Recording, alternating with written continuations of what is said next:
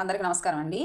చుక్క కూరతో బచ్చలాకు ఈ 2 కాంబినేషన్‌తో చట్నీ చేస్తున్నాను. యాక్చువల్‌గా అంటే డివైడ్‌గా చేస్తాను. నేను 2 రకాలతో చేస్తుంటాను కదా! ఏదైనా అలా. ఇప్పుడు ఈరోజు అన్నీ కుదిరేసాయి. ఉంది ఆకులున్నాయి. ఇవి బచ్చలాకుంది, చుక్క కూర ఉంది. 2 కాంబినేషన్‌లో చట్నీ చేద్దామని. 2 ఆకుకూరలు కలిపి పప్పు చేసుకున్నా, ఇలా చట్నీలు చేసుకున్నా బావుంటదండి. గోంగూర, చుక్క కూర కాంబినేషన్ బావుంటది.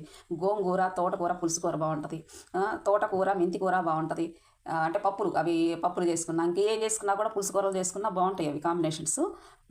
నేను ఈరోజు ఇది చెప్పాలనుకుంటున్నాను చట్నీ. దీనికి కావాల్సినవి చూడండి.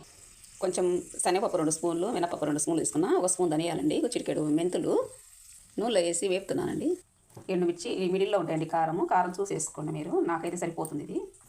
కొంచెం వేపిన నువ్వులండి, ఇవి పక్కన ఉంచుకున్నాను. చింతపండు కొంచెము, వెల్లుల్లిపాయ కొంచెము, ఉల్లిగడ్డ, చిన్న ఉల్లిగడ్డ. ఈ వెల్లుల్లిపాయలు పచ్చి తగులితే ఇప్పుడు హెల్త్ రీత్యా అంటే మంచిదే, కానీ ఎక్కువ తినకూడదు. లోపల అంతా ఇదిగా ఉంటుంది, వేడి చేస్తుందండి వెల్లుల్లిపాయ. ఎందుకు చేస్తుందంటే మనం ఇదివరకుట్లాగా అందరూ మసాలాలు ఎక్కువ తింటున్నారు. అందరూ ఒక పచ్చడే తింటలేదు కదా, రకరకాలుగా తింటున్నాం కాబట్టి ఎక్కువ తీసుకోకుండా కొద్దీ హెల్త్ ఇష్యూస్ ఎక్కువ ఉంటాయి. మంచిగా అంటే కొంచెంలో తీసుకోవాలి. వేపుతున్నానండి, కొంచెం వేగాలి. వేగిందండి. లాస్ట్లో జీలకర్ర వేసుకుందాము. జీలకర్ర ఒక సీక్రెట్ అండి. పచ్చిమిర్చిలో బాగుండదండి చట్నీలకి, ఓన్లీ ఎండుమిర్చికే బాగుంటుంది. ఇది గమనించుకోండి. ఇది దించే ముందు జీలకర్ర వేసుకున్నాం కదా, ఆ వేడికే వేగిపోయిందండి. ఆఫ్ చేశాను. ఆఫ్ చేసాక కూడా ఇలా కలుపుకుంటుండాలి, ఎందుకంటే ఇదంతా కూడా కరెక్ట్గా వస్తుంది. ఈ హీట్ ఉంటుంది కదా, పాడకుండా ఉంటుంది. చుక్కకూర ఇది వేసానండి. ఆకుకూరలు కొంచెం ఆయిల్ వేసుకోవాలి, మగ్గబెట్టుకుందాం. ఇదండి మగ్గిపోయింది. మగ్గిపోయింది అంటే బాగా దగ్గరకు రావడం ఒకటి.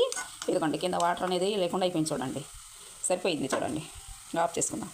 ఇవన్నీ మిక్సీలో వేసండి. దీనికి ఒక స్పూన్ వేసి ఆఫ్ వేస్తున్నా. కొంచెం స్పూన్ బాగా వేస్తున్నాను చూడండి. తక్కువైతే చూసి వేసుకోవడం, ముందే వేసుకోకూడదు. అంతా కచ్చా పచ్చాగా దంచుకున్నట్టుగా చేసుకోవాలండి మిక్సీలో. అలా అన్నీ ఇలా తీసేయడము. ఇప్పుడు ఆకుకూర వేసుకుందాం. చింతపండు ఇప్పుడే వేసేసాను అన్నీ.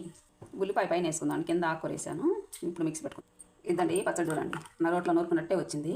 దీంట్లో కొంచెం సాల్ట్ తక్కువైందండి. ఎంత తక్కువ అవుతుంది అంటే 1/2 స్పూన్ పడుతుంది. ఇదండి కొంచెం పోపు పెట్టాను, కొంచెమే ఆయిల్, అదిగోండి అదే ఆయిల్. ఒక టేస్ట్ కోసమే పెట్టాను ఈ పోపు. ఇది బాగుంటుంది, చాలా కమ్మగా ఉందండి. ఉప్పు కారం అన్నీ పర్ఫెక్ట్గా సరిపోయినాయండి.